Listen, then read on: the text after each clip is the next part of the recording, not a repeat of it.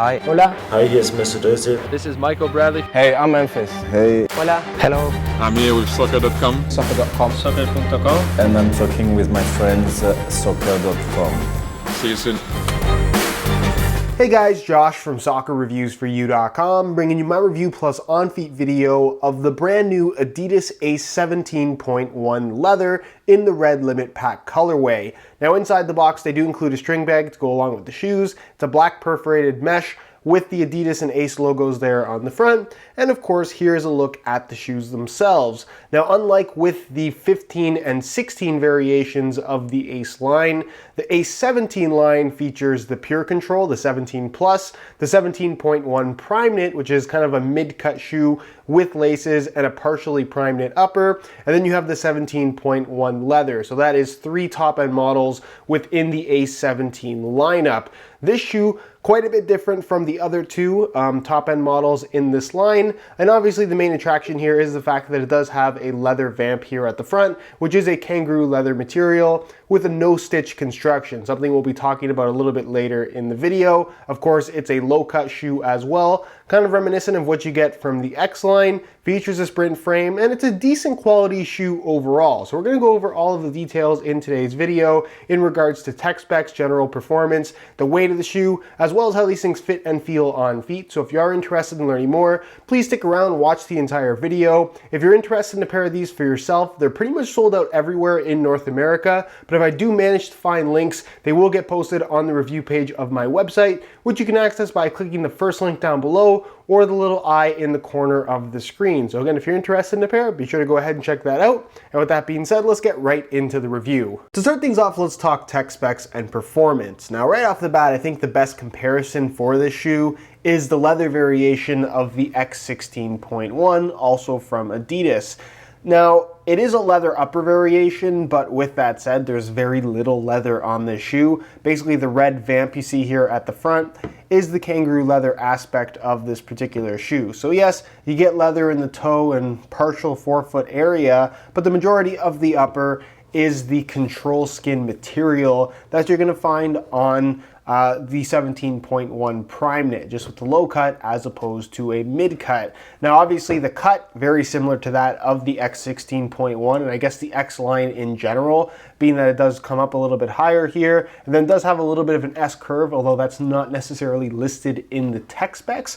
Nonetheless, the quality of the kangaroo leather here at the front, it is quite good. It does feature an internal support cage, which we originally saw from Adidas from the last variation of the 11 Pro. So obviously this is reminiscent of that shoe, as well as the Legend 6 to a certain extent.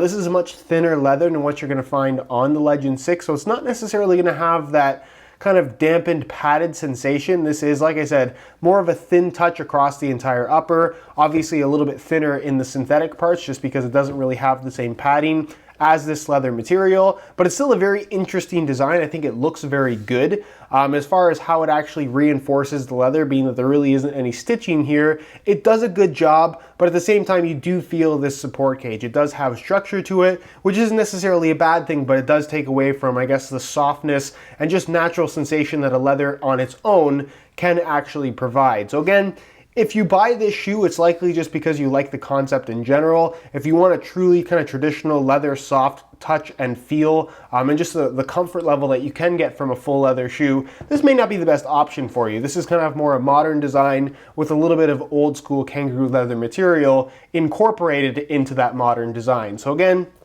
not really a competitor to the Legend 6, more so one of those partial leather shoes that Adidas has been known to put out that have been popular over the years, and I don't see any reason why this one will be any less popular. I definitely think though that the design and just overall streamlined I guess feel of the shoe is a lot better than what we got from the Ace 16.1 in the leather upper variation. This feels more purpose-built, if that makes any sense. It's not as lazy a design, I guess, at the end of the day, where the Ace 16.1 in leather, it was a decent shoe, but it really felt like they just took a shoe and added some leather at the toe, and that's about all they did. This time around, they did something a little bit unique, and definitely am thankful for that. As far as the rest of the upper is concerned, like I said, it is that control skin material, so it is a fairly thin, kind of elasticated material. It does have the polyurethane top layer as kind of a surface texturing as well as some reinforcement, and then internally there is a synthetic suede liner as well that does add a bit of structure to the inside of the shoe. You do get this pretty harsh seam right here, which is what we're seeing a lot from Adidas at the moment, although it's not very noticeable when you actually put them on, which is definitely a good thing.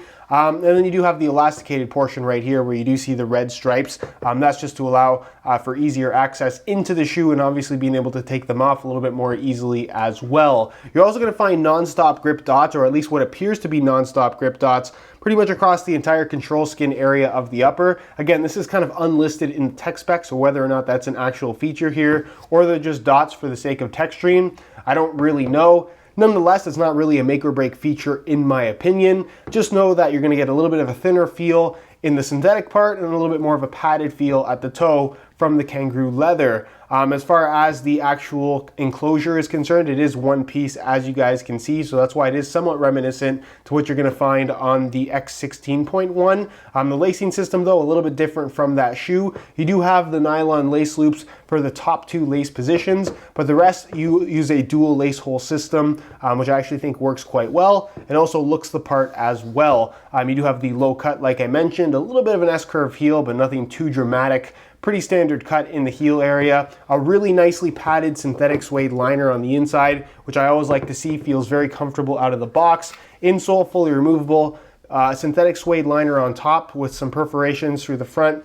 2/3 of the insole, just a single layer of this standard black foam, nothing too fancy. And then of course you do get the sprint frame, which does include the external heel counter attached to the sole plate, and this is exactly like what you're going to find on the 17.1 Prime Knit. Obviously doesn't feature the boost foam added feature like you'll find on the Pure Control, but that's not really a big deal in my opinion. The boost foam you don't really notice all that much on the Pure Control at all. And then of course you do get the FG-AG stud pattern that's consistent across the entire A17 and Copa line for that matter. So overall decent stud pattern, more of a firm ground stud pattern as opposed to a true AG one, but it does get the job done. And if you've worn any shoes from Adidas over the last couple of years, this is pretty much the same layout, so you can expect very similar performance. Nothing outstanding, but it does get the job done.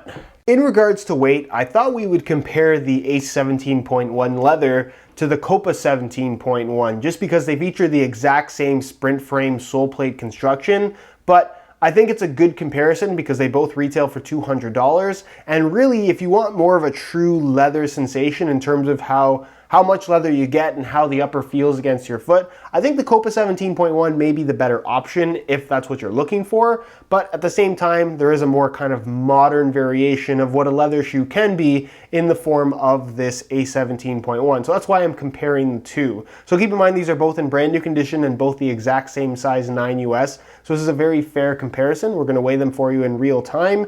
Start off with the Copa 17.1, and you can see that they weigh in at 7.35 ounces, the equivalent of 208 grams. So it is quite a lightweight shoe, considering that it is a mostly leather upper, and it's kangaroo leather, good quality at that. So we'll change the scale back to ounces, pull these off, and we'll throw on the Ace 17.1 leather, and you can see that they weigh in at 7.1 ounces, the equivalent of 202 grams. So you're talking about a weight difference of 0.25 ounces, which is extremely minimal. You don't really notice a weight difference between the two, either in hand or on feet. So if that is kind of the deciding factor for you, it shouldn't be, because like I said, the weight difference is extremely minimal. For me, what you should be focusing on is the type of fit and feel that you're looking for. If you want a tighter fitting shoe with a little bit more of a responsive sensation, not as much leather, and something that is certainly a lot thinner, then maybe the A17.1 in leather is what you're looking for. But again, if you're looking for that more traditional soft leather fit and feel that also happens to be fairly lightweight,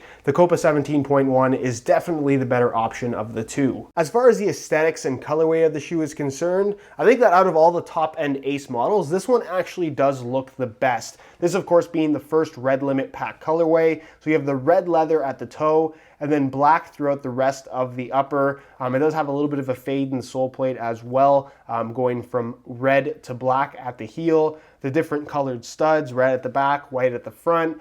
You get the white stripes, the Adidas logo there, and some red detailing here across the top of the foot, as well as with the Ace logo and control skin branding there at the back. Red heel liner, black insole, and then one more white Adidas logo here at the back of the heel. So overall, I think it's a very good looking shoe.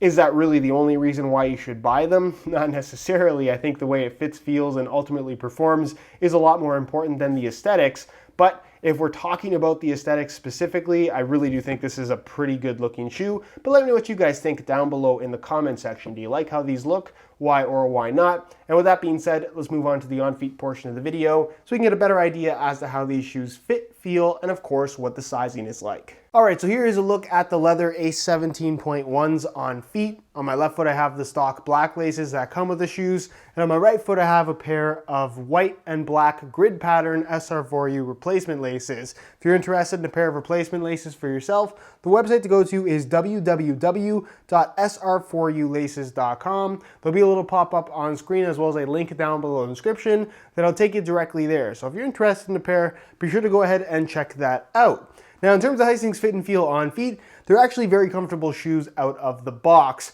I will say that when you put these on, given that the toe box area is leather, it doesn't necessarily have that leather-like sensation. It's definitely soft, but it's fairly thin, so it doesn't have an overly padded sensation. And the structure from that internal skeleton support cage that they've incorporated does make it feel more along the lines of a synthetic in terms of how it moves and its level of flexibility. There is a noticeable amount of reinforcement to the leather, and that's really where it does differ from something like a Nike Tiempo Legend 6, where you don't necessarily feel a support cage. This is more along the lines of what we got from the last 11 Pro with its internal skeleton support cage. So just keep that in mind. The rest of the upper though, it does have a nice fit in terms of how it wraps your foot. A little bit more snug, honestly, than what we get from the X16.1. I think that this shoe fits a little bit better if we're comparing the two side by side, given the design similarities. And overall, I'm just happy with the fit of this shoe. You're not going to expect too much stretch from the leather at the toe box, given the reinforcements from that internal support cage. And again, not really any complaints here. It's a tighter fitting shoe, so width-wise, if you have really narrow feet, maybe not the best option. You're not going to get a lot of stretch from this particular setup with the materials that they've used. But I will say that as long as you don't mind a tighter fit, these will fit most people. As far as sizing is concerned, I'm wearing my usual size 9 US here, and the fit and the length is absolutely perfect. So if you are looking to order a pair for yourself, I would strongly recommend going true to size in order to achieve the best possible fit. Alright guys, that is it for my review of the Red Limit Adidas A17.1 leather. If you guys are interested in a pair for yourself, you can either click the little eye in the corner of the screen or the first link down below. That'll take you to the review page on my website, where you'll find buy it now links with exclusive SR4U coupon codes, where you'll be able to pick these guys up below their normal $200 retail price. If you have any questions regarding this shoe, leave them down below in the comment section and I definitely will get an answer out to you. If you enjoyed today's video, found it helpful and informative, be sure to support it with a like. Subscribe if you haven't already for daily videos on all the latest and greatest soccer gear. You can find all of my social media information linked down below in the description as well. And other than that, guys, hope you enjoyed today's video, and as always, thanks for watching.